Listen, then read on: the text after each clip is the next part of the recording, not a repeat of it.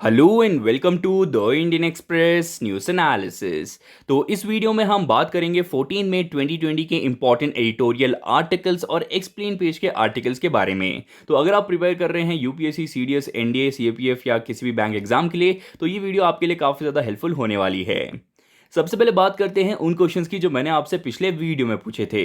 तो यहाँ पे आप पहला क्वेश्चन पूछा जा रहा है कि इंडियन गवर्नमेंट ने लॉन्च किया था एक मिशन ऑन 10th में to provide assistance to Indian Ocean region nations amid this COVID crisis. तो यहाँ पे आप देख सकते हैं दिलीप और आशीष ने यहाँ पे जवाब दिया हुआ है।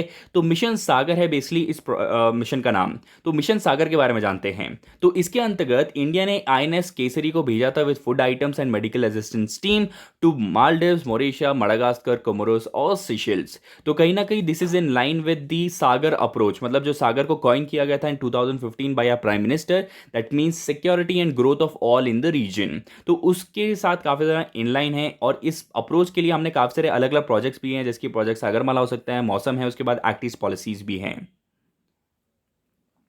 अब अगला क्वेश्चन था कि बताइए कि वो कौन सा स्टेट गवर्नमेंट है जिसने जो है निगाह स्कीम को लॉन्च किया है ताकि जो है प्रॉपर सेंसिटाइजेशन और एजुकेट किया जा सके फैमिली मेंबर्स को of people coming from other state. तो ये जो पूरी स्कीम है निगाह स्कीम, ये हिमाचल प्रदेश गवर्नमेंट का नया प्रोग्राम है। इसके अंतर्गत जो है आशा वर्कर्स, आंगनवाड़ी हेल्थ वर्कर्स जो है यहाँ पे अवेयरनेस क्रिएट कर रहे हैं और बताने किस तरीके से सोशल डिस्टेंसिंग कितना इंपॉर्टेंट है, और स्पेसिफिकली जो लोग बाहर से आ रहे हैं दूसरे स्टेट से, तो उनके साथ यहाँ पे क्या क्या प्रिकॉशंस लेने हैं, वो सारी चीज़ों को यहाँ पे बताया गया है। अब बात करते हैं यहाँ पे पहले आर्टिकल की। आपको पता होगा कि जहाँ पे प्राइम मिनिस्टर जी आए थे, उन्होंने यहाँ पे बोला था कि किस तरीके से सेल्फ रिलायंस हमें यहाँ पे बनना है, किस तरीके से आत्मनिर्भरता का जो अभियान है उसके बारे में यहाँ पे बताया था। उसके अगले ही दिन यहाँ पे हमारी जो फाइनेंस मिनिस्टर है यहाँ पे निर्मला सीतारमन जी, उन्होंने यहाँ पे एक पैकेज के बारे में बताया जो कि इकोनॉमिक स्टिमुलस की तरह वर्क करने वाला है।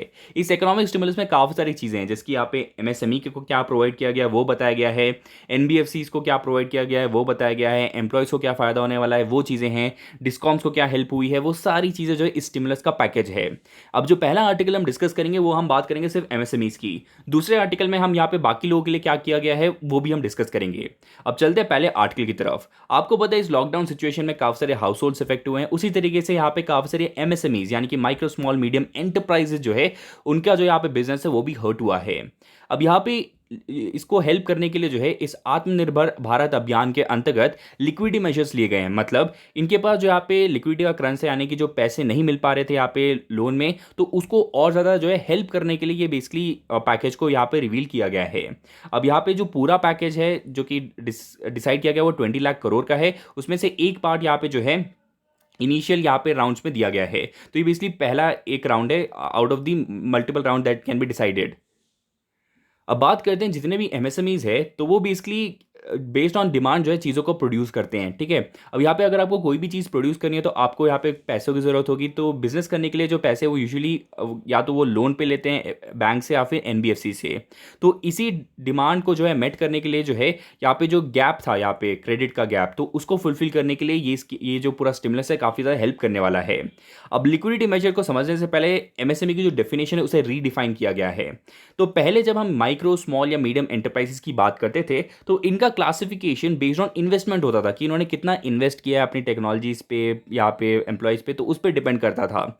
लेकिन अब जो है ना सिर्फ इन्वेस्टमेंट, इवन टर्नओवर जो है उस पर भी डिपेंड करेगा कि आप कौन सी कैटेगरी में आएंगे। तो और एक और डिफरेंस ये है कि पहले जो है मैन्युफैक्चरिंग और सर्विस सेक्टर को अलग अलग देखा जाता, उनकी लिमिट्स अलग थी, लेकिन अब जो है दोनों में कोई डिफरेंस नहीं है। इस टेबल की तरफ देखिए, ये जो ऊपर वाला पार्ट है पहले बताता है कि जो इनिशियल क्राइटेरिया था इससे पहले, कि इस पे आप देखेंगे सिर्फ इन्वेस्टमेंट के बेसिस पे बताया है कि कौन सी कंपनी माइक्रो है, स्मॉल है या मीडियम है। लेकिन अभी जो रिवाइज्ड है उसमें बताया जा रहा है जो इन्वेस्टमेंट है वो और टर्नओवर दोनों ही डिसाइड करेगा। एक और आप चीज़ को जानना इंपॉर्टेंट है कि जब आप माइक्रो से स्मॉल, स्मॉल से मीडियम जाते हैं तो नंबर ऑफ इंसेंटिव जो आपको गवर्नमेंट देते हैं वो धीरे धीरे रिड्यूस होती है। क्यों? क्योंकि आप आत्मनिर्भर खुद हो रहे हैं, आप अपने पैरों पर खड़े हो रहे हैं, तो इंसेंटिव आपको देना यहाँ पे जरूरत नहीं समझता अगर आप मीडियम हो गए हैं फ्रॉम माइक्रो। तो इसी वजह से लोग क्या करते थे, अंडर रिपोर्ट करते थे अपनी इन्वेस्टमेंट को, ताकि जो है एज अ माइक्रो आपको जो इंसेंटिव मिल रहे हैं वो मिलते रहे। अब इस चीज़ को भी हैंडल करने की कोशिश की गई। कैसे? अब देखिए, इन्वेस्टमेंट माइक्रो में पहले 25 लाख था यहाँ पे लिमिट, उसके बाद 1 करोड़ कर दिया गया है। ठीक है, तो कहीं ना कहीं यहाँ पे कोशिश ये की जा रही है कि ज़्यादा लोग इन्वेस्टमेंट भी करें और वो उसी ब्रैकेट में रहे जहाँ पे वो थे, ताकि उन्हें इंसेंटिव जो मिल रहे थे वो मिलते ही रहे। उसके बाद टर्नओवर का भी यहाँ पे कॉन्सेप्ट ऐड किया गया है। अब बात करते हैं लिक्विडिटी इन्फ्यूजन की। तो ये जो क्रेडिट गारंटी स्कीम के द्वारा जो है यहाँ पे पैसे डालने की कोशिश की जा रही है ताकि एमएसएमईज के पास ज़्यादा पैसा हाथ में हो, ताकि वो जो है डिमांड को यहाँ पे केटर कर सके। अब यहाँ पे जो पहली बात हम डिस्कस करेंगे वो है इमरजेंसी क्रेडिट लाइन। अब यहाँ पे इमरजेंसी क्रेडिट लाइन क्या है उसको समझते हैं। तो यहाँ पे जो होगा ये कि कोलैटरल फ्री लोन्स दिए जाएंगे और वो 3 लाख करोड़, ये 3 लाख करोड़ बेसिकली वो जो पूरा 20 लाख करोड़ का जो स्टिमुलस है तो उसका पार्ट है। अब ये जो 3 लाख करोड़ दिए जाने वाले हैं इसकी एक कंडीशन है, जैसे कि यहाँ पे अगर आपका आउटस्टैंडिंग लोन 25 करोड़ है और यहाँ पे अगर टर्नओवर 1000 करोड़ से कम है, 100 करोड़ से कम है, तब जो है आप एलिजिबल हो जाएंगे। ऑलमोस्ट 45 लाख एमएसएमईज को एक केटर करेगा। तो उसको और डिटेल में हम आने वाले स्लाइड्स में जानेंगे, ये बस एक ओवरव्यू है। दूसरी कोशिश की जा रही है सबऑर्डिनेट डेब्ट स्कीम के द्वारा। तो हमने बात की 45 लाख स्कीम जिसका आउटस्टैंडिंग 25 करोड़ है, तो उनके लिए हमने एक काम किया है। अब ऐसे भी बहुत सारे एमएसएमईज है जिन्होंने चीज़ों को प्रोड्यूस किया है, बेच भी दिया है, लेकिन पैसे नहीं आए हैं। उसी तरीके से ऐसे भी यहाँ पे एमएसएमईज है जिनके पास इतना पैसा नहीं है कि वो अब यहाँ पे कुछ मैन्युफैक्चर कर पाए, और उन्होंने लोन ऑलरेडी लिया हुआ है। तो अब यहाँ पे प्रॉब्लम ये हुआ कि इन लोगों को स्ट्रेस्ड एमएसएमईज कहा गया है, कैटेगराइज किया गया है। तो इनको बेसिकली जो है पार्शियल गारंटी प्रोवाइड किया है गवर्नमेंट के द्वारा ऑलमोस्ट 20% की। अगर मान लीजिए इन्होंने 100 करोड़ का, मान लीजिए 100 लाख का उन्होंने कुछ लिया है लोन, तो उसमें जो 20% जो है उसका गारंटी यहाँ पे गवर्नमेंट देने के लिए तैयार है। और सबऑर्डिनेट डेब्ट स्कीम का एक मतलब भी है, मान लीजिए कि आपकी कंपनी डूबने वाली है तो उसमें जो है यहाँ पे मेजर क्रेडिटर्स होते हैं और सबऑर्डिनेट क्रेडिटर्स होते हैं। तो सबऑर्डिनेट क्रेडिटर्स में जो है यहाँ पे उनका जो स्टेक होता है वो सबसे लास्ट में उसको केटर किया जाता है। तो वही इसका बेसिक मतलब होता है। अगला जो स्टेप है वो है इक्विटी इन्फ्यूजन का। तो यहाँ पे बात कर रहे हैं एक फंड ऑफ फंड्स बनाने की। तो उसको समझने से पहले देखते हैं म्यूचुअल फंड कैसे वर्क होता है। जैसे कि आपको पता होगा कि एक म्यूचुअल फंड मैनेजर होगा और उसको जो है आप सब लोग यहाँ पे पैसे देते हैं, और ये म्यूचुअल फंड मैनेजर डिसाइड करता है कि कौन से स्टॉक्स में कहाँ पे इन्वेस्ट करना है। उसी तरीके से अब होगा ये कि एक मदर ऑफ फंड्स होगा जिसे फंड ऑफ फंड कहा जाएगा, उसके अंदर डॉटर फंड्स होंगी, और जो डॉटर फंड्स है उनमें भी यहाँ पे पैसे दिए जाएंगे मदर फंड से, और ये डिसाइड करेंगे कौन से एमएसएमई में यहाँ पे जो है इक्विटी के माध्यम से इन्फ्यूज करना है मनी को। तो इस तरीके से पूरा यहाँ पे चैनल चलेगा और इसका जो पूरा अमाउंट होगा वो है 10,000 करोड़। अब क्रेडिट गारंटी स्कीम के बारे में आपको बता रहा था, तो इसका मतलब क्या होता है। अब इसका मतलब ये है कि जो गवर्नमेंट है ये अश्योरेंस देता है बैंक्स को कि अगर जो है एमएसएमई फॉल्टर कर जाता है, मतलब एमएसएमई पे बैक नहीं कर पाता है, तो गवर्नमेंट जो है यहाँ पे वो पे बैक कर देगा अमाउंट ऑफ मनी। और अब इसका रीज़न क्या है कि ये क्रेडिट गारंटी यहाँ पे जो स्कीम है इसको यहाँ पे यूज़ किया गया है। सबसे पहला ये कि अभी जो है बैंक काफ़ी ज़्यादा यहाँ पे हेजिटेंट था यहाँ पे लोन देने के लिए, क्योंकि एनपीए की प्रॉब्लम काफ़ी ज़्यादा बड़ी थी, और उसी तरीके से यहाँ पे जो एमएसएमईज है उनके पास इतना कोलैटरल बचा नहीं है कि अब जो है वो यहाँ पे लोन ले भी सके। तो जो डुअल प्रॉब्लम है इसको जो है क्रेडिट गारंटी स्कीम्स के द्वारा यहाँ पे सॉल्व किया गया है। अब भले यहाँ पे इस पूरे एस्पेक्ट में एक मॉरल हजार्ड है कि यहाँ पे अगर एमएसएमई को पता है कि गवर्नमेंट यहाँ पे एश्योरेंस दे ही रहा है तो उनको लोन पे बैक करने की क्या जरूरत है। जो यहाँ पे कर सकते थे वो भी अब करना शायद बंद कर दे, वो मॉरल हजार्ड है। दूसरा ये कि बैंक्स को पता है कि वो किसी को भी लोन देते यहाँ पे गवर्नमेंट का एश्योरेंस तो है, तो शायद वो जो है लो क्वालिटी लोन्स देना शुरू कर देंगे। ऐसे एमएसएमईज जो यहाँ पे पक्का नुकसान होने वाला है उनका, उनको भी यहाँ पे लोन आसानी से दे देंगे। तो जो यहाँ पे इवैल्यूएशन बैंक के द्वारा किया जाना चाहिए था शायद वो जो है अब थोड़ा सा ढील दे देंगे। तो ये मॉरल हजार्ड है इस पूरी स्कीम में। अभी जो क्रेडिट गारंटी स्कीम है ये क्या नई चीज़ है? नहीं। तो यहाँ पे ओवर द ईयर्स आप देखें 2010 से 19 जो है यहाँ पे क्रेडिट गारंटीज जो एमएसएमईज को प्रोवाइड की गई है वो यहाँ पे बढ़ती हुई नजर आ रही है। तो इन लाइन जो है यहाँ पे इस साल उसको और ज़्यादा बढ़ा दिया गया है क्योंकि कोविड की सिचुएशन आ चुकी है। अब यहाँ पे बात करते हैं कि what is the quantum of credit guarantee. तो मैंने आपको बताया था कि यहाँ पे अगर आपका आउटस्टैंडिंग लोन 25 करोड़ है और टर्नओवर अगर लेस देन 100 करोड़ है, तब जो है आप यहाँ पे एलिजिबल हो सकते हैं टू गेट दिस। अब यहाँ पे एक और चीज़ आप देखेंगे कि इसका जो टेन्योर होगा वो 4 साल के लिए होगा, और पहले जो 12 महीने हैं उसमें पे बैक स्टार्ट नहीं होगा, उसके बाद ही वो स्टार्ट होगा। और आपको बेसिकली गिवन लोन जो है लेना पड़ेगा अक्टूबर 31 2020 से पहले। अभी जो अमाउंट है 3 करोड़, तो 3 लाख करोड़, तो ये जो है क्यों क्यों स्पेसिफिक है। तो ऐसे बहुत सारे यहाँ पे एमएसएमईज है जिन्होंने अभी भी बिजनेस किया है कोविड से पहले, तो उन्होंने कोई ना कोई यहाँ पे लोन लिया होगा अपने वर्किंग कैपिटल के लिए ताकि वो मेजर ऑपरेशंस को हैंडल कर सके।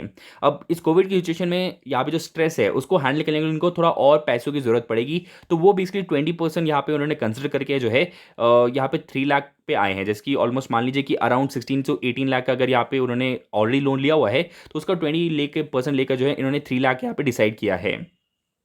और दूसरा मैंने आपको बताया था कि यहाँ पे सबऑर्डिनेट डेट स्कीम का भी बारे में बात की गई जो वो 20,000 करोड़ है, जिसमें जो जो भी स्ट्रेस्ड एमएसएमईज है तो उनको पे बैक करने में थोड़ी सी हेल्प जो है पार्शली यहाँ पे की जाएगी गवर्नमेंट के द्वारा। और एक फंड ऑफ फंड बनाने की बात की गई है जहाँ पे जो है इक्विटी इन्फ्यूज किया जाएगा एमएसएमईज में ताकि वो ग्रो कर सके। अब बात करते हैं कि how far will these measure help. तो जो 3 लाख का यहाँ पे क्रेडिट गारंटी की बारे में बात की जा रही है, तो ये एमएसएमईज को काफ़ी हेल्प करेगा। कैसे? एमएसएमईज के अंदर काफ़ी सारे एम्प्लॉयज़ काम करते हैं, तो उनकी सैलरीज हो सकती है, और जो यहाँ पे स्लो डाउन देखने को मिला था क्योंकि यहाँ पे ज़्यादा कुछ एक्टिविटी नहीं हो रही थी, तो उन सब चीज़ों का हैंडल करने के लिए पैसा काफ़ी हेल्पफुल होगा। उसके अलावा ये 45 लाख एमएसएमईज को केटर करने वाला है, जो कि काफ़ी बड़ा अमाउंट नहीं है, लेकिन बहुत सारे लोग इससे हेल्प होने वाले हैं। क्यों? क्योंकि ऑलमोस्ट 40% ऑफ एम्प्लॉयज़ जो है वो इसी एमएसएमईज के अंदर ही अंतर्गत ही आते हैं, तो काफ़ी सारे लोगों को हम हेल्प करने वाले हैं। उसके अलावा यहाँ पे आप देखेंगे कि जो क्योंकि एमएसएमई की डेफिनेशन चेंज हो गई है, तो काफ़ी सारे सर्विस सेक्टर जैसे कि mid size hospital, hotels, diagnostic centre जो है अब एलिजिबल हो जाएंगे एमएसएमई के बेनिफिट्स को यहाँ पे यूज़ करने के लिए। तो ये कुछ यहाँ पे हेल्पफुल तरीके बताए गए हैं। अब मैंने आपको एम्प्लॉयज़ के बारे में बताया कि आप देख सकते हैं कि बाई परसेंटेज बाई देख सकते हैं कि कितने यहाँ पे शेयर है इन मैन्युफैक्चरिंग, ट्रेड और अदर सर्विसेज, इलेक्ट्रिसिटी में when it comes to employ contribution. अब बात करते हैं कि ये जो क्रेडिट गारंटी है इसके क्या डाउन साइड है। एक मॉरल हज़ार्ड मैं आपको पहले ही बता चुका हूँ कि यहाँ पे जो है अब बोरोवर जो कि एमएसएमई है उसके पास कोई इंसेंटिव नहीं है पे बैक करने के लिए, क्योंकि उसको पता है गवर्नमेंट ने तो इंश्योरेंस दे रखा है। उसी तरीके से बैंकर जो है वो भी यहाँ पे अगर जो है बिना ठीक से चेक किए जो यहाँ पे लोन देना शुरू कर देगा, जो कि काफ़ी ज़्यादा गलत है। तो इसका एक सोल्यूशन यहाँ पे ये बोला गया था कि एक स्प्लिट होना चाहिए कि बेसिकली 80% गवर्नमेंट देगा और बाकी जो है एमएसएमई को देना पड़ेगा 20%। तो इससे क्या है, ये जो पूरा मॉरल हज़ार्ड है उसे सर्कमवेंट किया जा सकता था। उसके अलावा अगर आप देखेंगे यहाँ पे जो है प्राइमरी फोकस सप्लाई साइड पे है कि मतलब एमएसएमई को कैसे हेल्प करना है कि वो चीज़ों को बना सके, तो उस पर ज़्यादा फोकस है। लेकिन अभी भी जो है बाकी मेजर्स लेना भी इंपॉर्टेंट था। इसके अलावा और भी कुछ चीज़ें हैं, जैसे कि यहाँ पे जब ग्लोबल टेंडर रिलीज़ किया जाता है गवर्नमेंट के द्वारा, तो उसमें बोला गया है कि जो फॉरेन कंपनीज है उनको डिस्करेज किया जाएगा, ताकि जो है जो इंडिजिनस कंपनीज है उनको यहाँ पे हेल्प मिल सके। तो वो एक यहाँ पे मेजर लिया गया है। और उसके अलावा अगर हम बात करते हैं कि अभी भी जो है यहाँ पे सोचना पड़ेगा कि आने वाले टाइम में और क्या क्या स्टिमुलस में आएगा, उसके बारे में एमएसएमई से रिलेटेड क्या क्या चीज़ें हो सकती हैं उसको भी जानना काफ़ी इंपॉर्टेंट रहेगा। अब यहाँ पे हम बात करते हैं कि जो आत्मनिर्भरता अभियान है उसके अंतर्गत यहाँ पे बहुत सारी चीज़ें रिवील की गई थी, उसमें से एमएसएमई एक पार्ट था। अब एनबीएफसी और डिस्कॉम्स, तो उनके लिए भी कुछ चीज़ें यहाँ पे बताई गई थी, तो उनको हम यहाँ पे समझेंगे। तो मेजर एम ये है कि किस तरीके से क्रेडिट प्रोवाइड करना है, ताकि जो है यहाँ पे जो भी यहाँ पे इंडस्ट्रीज यहाँ पे फेस कर रही है प्रॉब्लम्स, उनको यहाँ पे हेल्प मिल सके। तो यहाँ पे आप देख सकते हैं द फर्स्ट ट्रांस, तो basically it is the first portion of something big.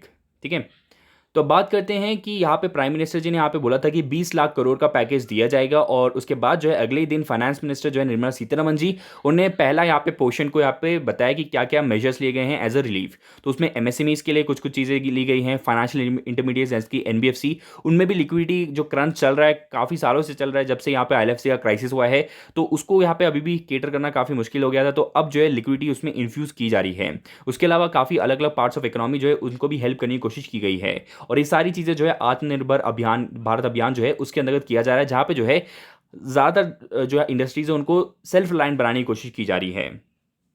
अब यहाँ पे एक इन अ ग्लांस आप देख सकते हैं क्या क्या मेजर लिए गए हैं इस पूरे स्टिमुलस में, जो कि रिसेंटली डिक्लेयर किया गया है फाइनेंस मिनिस्ट्री के द्वारा। यहाँ पे एमएसएमई की हमने बात कर ली है कि 3 लाख करोड़ यहाँ पे दिया गया जाएगा। उसी के साथ साथ जब प्रोक्योरमेंट की बात होगी तो यहाँ पे डोमेस्टिक फर्म्स को यहाँ पे प्रेफरेंस मिलेगा। उसके अलावा एम्प्लॉयज़ और टैक्स पेयर्स के लिए भी क्या क्या चीज़ें वो देख सकते हैं। ईपीएफ रिडक्शन यहाँ पे हुआ है, तो आईटी रिटर्न्स की डेडलाइंस भी यहाँ पे एक्सटेंड की गई है। फिर इंफ्रास्ट्रक्चर में आप देख सकते हैं जो पावर पीएसयूज है, तो उसको भी यहाँ पे जो है रिलीफ प्रोवाइड किया गया है, यहाँ पे पैसे इन्फ्यूज़ किए गए हैं, एनबीएफसीज में पैसे इन्फ्यूज़ किए गए हैं। तो ये सारे जो है बेसिकली समराइज करता है कि क्या क्या चीज़ें यहाँ पे स्टिमुलस पैकेज में इन्वॉल्व है। एमएसएमई के बारे में हम ऑलरेडी डिस्कस कर चुके हैं। एक यहाँ पे आप स्नैपशॉट देख सकते हैं कि 3 लाख करोड़ का कोलैटरल फ्री असिस्टेंस दिया जाएगा, 20,000 करोड़ का partially guaranteed subordinate debt program है, और उसी तरीके से 50,000 करोड़ का फंड ऑफ फंड्स बनाया जाएगा। और तो ये चीज़ हमने ऑलरेडी डिस्कस कर ली है। अब यहाँ पे एनबीएफसी की बात करते हैं, तो आपको पता होगा कि काफ़ी टाइम से क्राइसिस चल रहा है यहाँ पे अलग अलग एनबीएफसीज में, हाउसिंग लोन, यहाँ पे जितने भी फाइनेंशियल कंपनीज थी उसमें। तो ज़्यादातर इनका प्रॉब्लम ये था कि ये जो अपने शॉर्ट टर्म जो यहाँ पे ऑब्लिगेशन है उसको केटर नहीं कर पा रहे थे, क्योंकि उनके पास उतना लिक्विडिटी नहीं था। भले इन्होंने बहुत लॉन्ग टर्म में लोन्स दिए हुए हैं बड़े बड़े प्रोजेक्ट्स में, लेकिन जो शॉर्ट टर्म में लोन्स दे रहे थे वो यहाँ पे उनको पैसे नहीं मिल पा रहे थे। तो उनको हेल्प करने के लिए ऑलमोस्ट 30,000 करोड़ का यहाँ पे एक स्कीम दिया गया, जिससे जो है लिक्विडिटी इन्फ्यूज़ की जाएगी। अब यहाँ पे काफ़ी सारे यहाँ पे मेजर्स इससे पहले भी लिए गए थे आरबीआई के द्वारा, लेकिन वो यहाँ पे उसका कोई आउटपुट नज़र नहीं आया था। तो इस मेजर से शायद यहाँ पे एनबीएफसी फिर से रिवाइव हो सके, उस उम्मीद से जो है ये बेसिकली स्टेप लिया गया है। उसके अलावा अगर हम बात करते हैं तो lowering of rate of tax deduction at source, उसके बाद यहाँ पे कॉन्ट्रैक्टर्स को यहाँ पे रिलीफ दिया गया है। प्रोविडेंट फंड कंट्रीब्यूशन में यहाँ पे थोड़ा सा स्लैश किया गया है। उसके बाद डिस्कॉम कंपनीज की बात करते हैं, क्या है, डिस्ट्रीब्यूशन कंपनीज जो इलेक्ट्रिसिटी डिस्ट्रीब्यूट करते हैं, तो उन्होंने जो है यहाँ पे डिस्ट्रीब्यूट तो कर दिया, लेकिन उनके काफ़ी सारे पेमेंट अभी भी पेंडिंग है। तो उनमें भी जो है यहाँ पे 90,000 करोड़ जो है इन्फ्यूज़ किया गया है पैसा। उसके अलावा अगर हम बात करते हैं लेबर रिफॉर्म से रिलेटेड, जो है यहाँ पे अभी गवर्नमेंट ने कुछ बड़ी चीज़ यहाँ पे अनाउंस नहीं की गई है, जबकि बहुत सारे स्टेट अलग अलग चीज़ें बोल चुके हैं लेबर रिफॉर्म से रिलेटेड। तो अभी डिपेंड करेगा कि सेंटर क्या क्या यहाँ पे रिफॉर्म्स ला सकता है लेबर से रिलेटेड, तो वो अभी भी अवेटेड है। तो out of the 20 lakh crore जिसकी बात प्राइम मिनिस्टर जी ने की थी, तो उसमें से छोटा छोटा कॉन्ट्रीब्यूशन में जो है यहाँ पे in terms of MSME, NBFCs, यहाँ पे MFI, real estate workers, discom जो है यहाँ पे कॉन्ट्रीब्यूट किया गया है। इसको आप सम कर सकते हैं, यहाँ पे नीचे दिया गया है।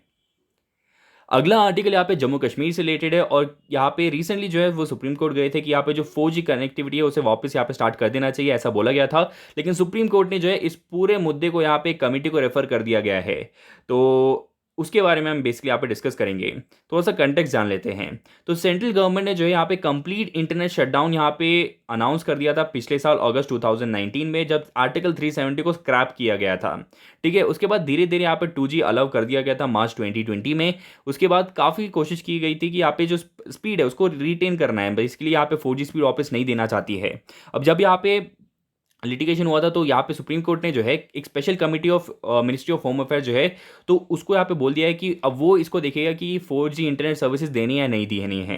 क्योंकि यहाँ पे दो चीज़ें हैं, एक फंडामेंटल राइट कि आपके पास इंटरनेट एक्सेस होना चाहिए, या फिर the integrity and the safety of our nation. तो वो दो चीज़ें जो है यहाँ पे सामने आ जाती है कि किसको जो है ज़्यादा इंपॉर्टेंस देनी है। तो उसको हम यहाँ पे डिटेल में थोड़ा डिस्कस करते हैं। अब यहाँ पे कोर्ट का डायरेक्शन क्या है, क्यों ये बेसिकली जो है इतना इंपॉर्टेंट हो जाता है। एक तो ये जो कमिटी को रेफर कर दिया गया है, तो इससे एक प्रॉब्लम ये है कि लगता है कि सुप्रीम कोर्ट जो अपनी रिस्पॉन्सिबिलिटीज़ है उससे यहाँ पे बेसिकली हाथ धो के पीछे जा रहा है और अपनी रिस्पॉन्सिबिलिटी को किसी और को डेलीगेट कर रहा है। तो ऐसा यहाँ पे नज़र आ रहा है। उसके अलावा अगर हम बात करते हैं, यहाँ पे ये भी बोला गया है कि पूरे स्टेट में यहाँ पे ऐसा रिस्ट्रिक्शन क्यों लगाया गया है, जहाँ पे प्रॉब्लम नहीं है वहाँ पे ये रिस्ट्रिक्शन हटा देना चाहिए, ऐसा भी यहाँ पे रिकमेंड किया गया है। तो ये सारी चीज़ें अब यहाँ पे कमेटी डिसाइड करेगी, क्योंकि यहाँ पे दो चीज़ें के बीच में बैलेंस रखना इंपॉर्टेंट है, नेशनल सिक्योरिटी और ह्यूमन राइट। अब ये बैलेंस रखने का जो रिस्पॉन्सिबिलिटी है अब यहाँ पे एक स्पेशल कमेटी के पास चला गया है, जो कि इनिशियली सुप्रीम कोर्ट के पास था। अब यहाँ इससे पहले भी एक केस हुआ था जनवरी 2020 में, जिसका नाम है अनुराधा बासिन केस। तो उसमें बोला गया था कि जिस तरीके से आप पे जो है इंटरनेट कनेक्टिविटी का शटडाउन होता है, तो काफ़ी सारी चीज़ें इफेक्ट होती है। तो उसमें जो यहाँ पे थोड़ा सा सोच विचार करने की ज़रूरत है कि कहाँ कहाँ पे करना है और किस तरीके से उसको रिलैक्स करने की ज़रूरत है फ्यूचर में। अभी जो पूरी कमेटी है इसमें डिपार्टमेंट ऑफ कम्युनिकेशन सेक्रेटरी और यूनियन मिनिस्ट्री ऑफ कम्युनिकेशन होंगे, और इसी तरीके से chief secretary of union territory of Jammu Kashmir को भी ऐड किया गया है। अब ऑब्वियस ही बात है कि जम्मू कश्मीर की जो सिचुएशन है काफ़ी डिफरेंट है, वहाँ पे नेशनल सिक्योरिटी काफ़ी ज़्यादा इंपॉर्टेंट रोल प्ले करता है। लेकिन सिर्फ यहाँ पे एग्जीक्यूटिव के ओपिनियन को यहाँ पे असेस करने के बेसिस पे यहाँ पे डिसीजन लेना थोड़ा गलत है। उनका असेसमेंट इंपॉर्टेंट है, लेकिन it should not be the last word. वही चीज़ को यहाँ पे हम समझेंगे डिटेल में। अब यहाँ पे जो अनुराधा बासिन का केस है उसको समझते हैं। इसको फेमसली जो है कश्मीर इंटरनेट शटडाउन केस भी कहा जाता है। इसमें यह बोला गया था कि आर्टिकल 19 गारंटी करता है फ्रीडम ऑफ स्पीच को, और इसी तरीके से हमारे पास एक फ्रीडम है कि हम जो है प्रैक्टिस करें अपने प्रोफेशन को या फिर किसी भी ट्रेड या बिजनेस को और ऑक्यूपेशन को via the medium of internet, and it should enjoy constitutional protection. लेकिन यहाँ पे आप अगर आप इंटरनेट शटडाउन कर देते हैं, यहाँ पे स्पीड कम कर देते हो, तो कहीं ना कहीं आपका जो यहाँ पे जो भी आप बोलना चाहते थे, जो प्रोफेशन आप यहाँ पे प्रैक्टिस करना चाहते थे, उसमें प्रॉब्लम यहाँ पे नज़र आएंगी। तो अब यहाँ पे होना ये था कि जो पूरा ब्लैंकेट लॉकडाउन कर देते हैं यहाँ पे कम्युनिकेशन का, तो उसकी जगह यहाँ पे जो है स्पेसिफिक जगहों पे जहाँ पे ज़रूरत है वहाँ पे लॉकडाउन ऐसा करना चाहिए था। लेकिन उसके ऊपर भी यहाँ पे जो है कोई यहाँ पे डिस्कशन हुआ नहीं है आफ्टर दिस केस। अब बात करते हैं अभी क्या कंटेंशन है। आपको पता है कोविड की सिचुएशन है, यहाँ पे ज़्यादातर चीज़ें जो है पेंडेमिक में अब यहाँ पे ऑनलाइन हो गई है। मतलब यहाँ पे अगर आपको स्कूल की क्लासेस लेनी है वो सब जो है इंटरनेट पे होंगी। अब यहाँ पे अगर आपकी स्पीड 2G है तो आप इन सब चीज़ों को बेसिकली एक्सेस नहीं कर पाएंगे। और भी काफ़ी प्रॉब्लम्स है, जैसे कि यहाँ पे जो बिजनेसेस वर्क हो रही थी इंटरनेट पे, अब उनके पास ज़्यादा कुछ ऑप्शन नहीं है क्योंकि शॉप तो खोल नहीं सकते हैं, तो उनकी जो बिज़नेस अपॉर्चुनिटी है वो भी रिड्यूस हो गई हैं।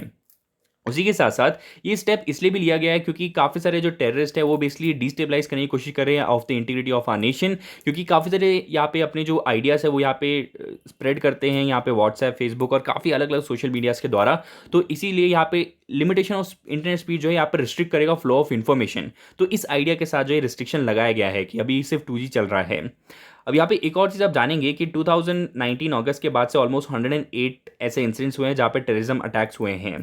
तो एक सवाल ये बनता है कि अगर हमने रिस्ट्रिक्शन लगाया हुआ है तो ऐसे इंसिडेंट्स हो क्यों रहे हैं। तो इस सवाल का जवाब बेसिकली सुप्रीम कोर्ट ने अपने यहाँ पे इस आर्ग्यूमेंट में नहीं बोला है।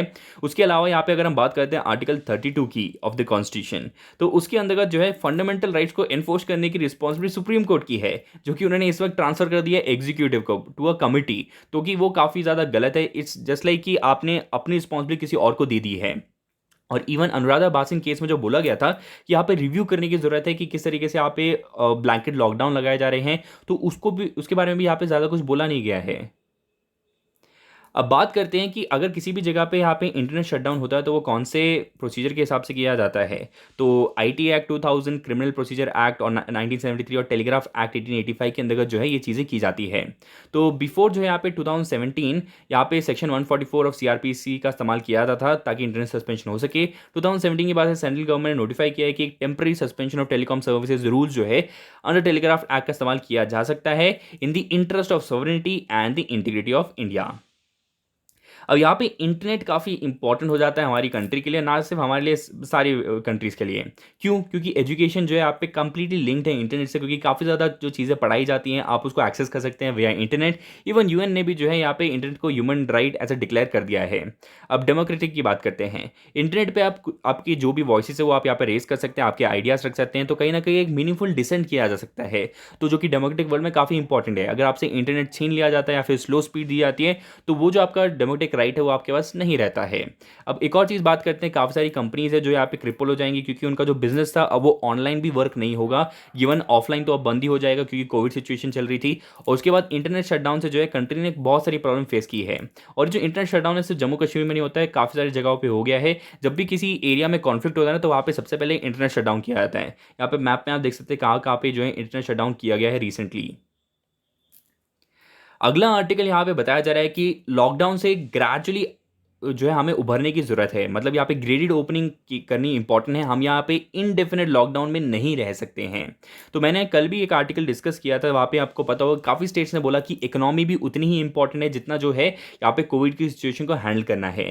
तो यहाँ पे हमारे पास काफ़ी सारे स्ट्रैटेजी अपने हाथ में हैं। हम लोग यहाँ पे रोज़ देख सकते हैं कि कौन से स्टेट में, कौन सी कंट्री में कितनी यहाँ पे केसेस है कोरोना के, कितने यहाँ पे डेथ्स हो रही हैं। तो फैक्ट्स जो है हमारे पास काफ़ी क्लियरली सामने दिख रहे हैं कि जो है यहाँ पे कोरोना के केस है जो यहाँ पे काफ़ी मात्रा में बढ़ रहे हैं। हमने कुछ एग्जांपल्स भी देखे हैं जैसे कि चाइना में किस तरीके से बढ़े हैं, इटली में कैसे बढ़े हैं। तो काफ़ी सारी चीज़ें हमारे पास सीखने को मिली है। अब एक ये है कि यहाँ पे कंटिन्यूस टेस्टिंग और यहाँ पे ट्रेसिंग करना काफ़ी ज़्यादा इंपॉर्टेंट रहेगा। क्योंकि अगर हम जर्मनी का एग्जाम्पल लेते हैं तो जर्मनी ने जो है यहाँ पे काफ़ी अग्रेसिव टेस्टिंग की थी, कॉन्टैक्ट ट्रेसिंग की थी, तो वो जो है काफ़ी सारी चीज़ें अब यहाँ पे हैंडल कर पा रहे हैं। तो वहाँ पर जो मोर्टैलिटी रेट है वो काफ़ी कम है कंपेयर टू इटली या फिर चाइना। उसके अलावा बात करते हैं एज अ कंट्री जो है हमारे जो स्टेट्स है तो हेल्थ जो है उनके अंडर आता है। और तो ज़रूरी ये होगा कि हमारे जितने भी आईसीयू है वहाँ पे वेंटिलेटर्स और बेड्स अवेलेबल हो। उसी तरीके से जो स्टाफ है, जो सिरिंजेस की ज़रूरत हमें पड़ेगी वेंटिलेटर्स की, तो वो सारी चीज़ें जो यहाँ पे एक डिफरेंट अमाउंट में अवेलेबल हो। उसके अलावा कंटिन्यूस लॉकडाउन करने का एक नुकसान ये भी है कि काफ़ी सारे लोग स्ट्रेस में आ जाते हैं बिकॉज ऑफ आइसोलेशन, जो ये साइकोलॉजिकल प्रॉब्लम्स क्रिएट कर सकता है। तो उसको हैंडल करना भी काफ़ी इंपॉर्टेंट है। अब ये लॉकडाउन धीरे धीरे यहाँ पे इंप्रूव भी हम कर रहे हैं। अगर हम एग्जाम्पल और लेते हैं, स्वीडन के जो हेल्थ एक्सपर्ट्स थे उन्होंने बोला लॉकडाउन की जरूरत नहीं है। इंस्टेड जो है उन्होंने फिजिकल डिस्टेंसिंग पे ज़्यादा फोकस किया है। अब ये थोड़ा इंप्लीमेंट करना इंडिया में मुश्किल रहेगा क्योंकि सोशल डिस्टेंसिंग एक बहुत ही इंपॉर्टेंट और एक बहुत ही नया टर्म है इंडियंस के लिए, तो उसको प्रैक्टिस करना उनके लिए थोड़ा सा डिफिकल्ट यहाँ पे रहने वाला है। अब बात करते हैं क्या क्या अब हम एज अ कंट्री कर सकते हैं। एक, अपना जो पब्लिक हेल्थ सिस्टम है उसको इंप्रूव करना काफ़ी इंपॉर्टेंट है। हमने सालों से इस चीज़ के बारे में बात की लेकिन हमने कभी इंप्रूव नहीं किया।